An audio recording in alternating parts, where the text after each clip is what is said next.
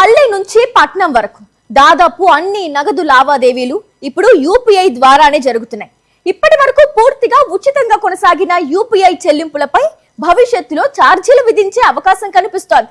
UPI, RuPay debit card లావాదేవీలపై ఫీజులు విధించేందుకు ప్రభుత్వానికి అధికారం ఇచ్చే చట్ట సవరణకు లోక్సభ ఆమోదం తెలిపింది. యూపీఐ చెల్లింపులపై ఫీజులు విధించడానికి బ్యాంకులు, పేమెంట్ సిస్టమ్ ప్రొవైడర్లను అనుమతించేలా ప్రభుత్వానికి అధికారమిచ్చే చట్ట సవరణకు లోక్సభ ఆమోదం తెలిపింది. దీంతో రూపే డెబిట్ కార్డు చెల్లింపులపైన ఛార్జీలు విధించేందుకు మార్గం సుగమం కానుంది. యూపీఐ వ్యవస్థ నిర్వహణ భారం పెరుగుతోందని, ఛార్జీలు వసూలు చేసుకునే అవకాశం కల్పించాలని బ్యాంకులు, పేమెంట్ ప్రాసెసర్లు కోరుతున్న నేపథ్యంలో కేంద్రం ఈ చర్యలు చేపట్టింది. 2020 నుంచి యూపీఐ, రూపే డెబిట్ కార్డు లావాదేవీలపై ఎండీఆర్ను జీరో చేస్తూ కేంద్రం చట్టం చేసింది.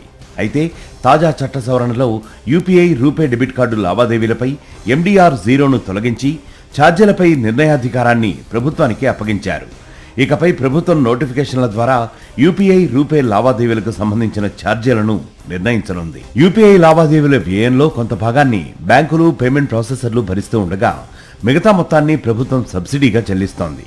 ఈ భారం ఏటా దాదాపు 20,000 కోట్ల రూపాయలుగా ఉంటుందని నిపుణులు అంచనా వేస్తున్నారు.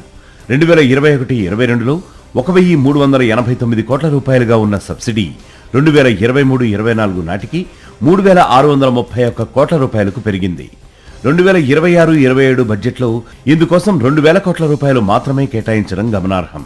మరోవైపు యూపీఐ, రూపే వ్యవస్థలను ఉచితంగా అందించడం ద్వారా వీసా, మాస్టర్ కార్డ్ లాంటి అమెరికా పేమెంట్ ప్లాట్ఫామ్లకు ఇబ్బంది కలుగుతోందంటూ 2026 యుఎస్ ట్రేడ్ రిప్రజెంటేటివ్ నివేదికలో అమెరికా ప్రస్తావించింది.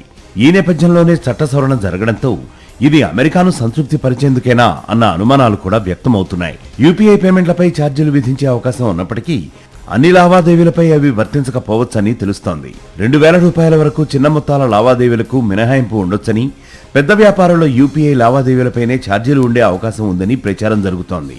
అయితే చట్ట సవరణ పూర్తి స్థాయిలో అమల్లోకి వచ్చిన తర్వాత ప్రభుత్వం విడుదల చేసే నోటిఫికేషన్ ద్వారానే వాస్తవ ఛార్జీలు వెల్లడవుతాయని బ్యాంకర్లు చెబుతున్నారు. మరిన్ని అప్డేట్స్ కోసం ఛానల్ ను సబ్స్క్రైబ్ చేయండి. నోటిఫికేషన్స్ కోసం బెల్ ఐకాన్ పై క్లిక్ చేయండి.